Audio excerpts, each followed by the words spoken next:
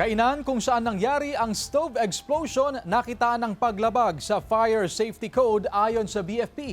May follow-up report si CJ Turida.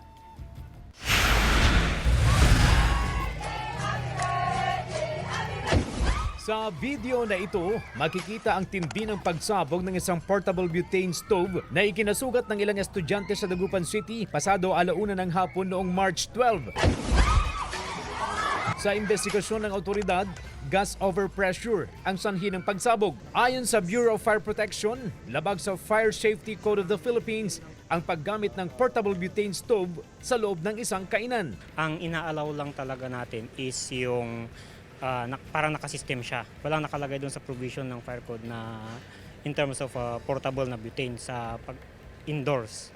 No, kasi ang portable kasi na butane natin is designed talaga siya for outdoor use lang talaga. Inaasahang maglalabas ang BFP ng Notice of Violation sa management ng kainan matapos ang kanilang inspeksyon. Bukod sa paggamit ng portable butane stove, kulang din daw ng fire extinguisher ang kainan. They have to comply with our recommendation unless otherwise baka may pasara natin yung establishment. Well, ang suggestion natin talaga is i-pull out natin and then i-check muna nila isa-isa yung mga canister. Muling pinuntahan ng GMA Regional TV ang kainan pero pansamantalang isinara ang establishmento para sa isasagawang equipment maintenance at inventory. Tumanggi rin daw na magbigay ng pahayag ang manager ayon sa staff na nakausap ng GMA Regional TV. Samantala, ayon sa Dagupan City Police Station 2, nakalabas na rin ang 3 sa 8 biktima na naka-admit sa ospital.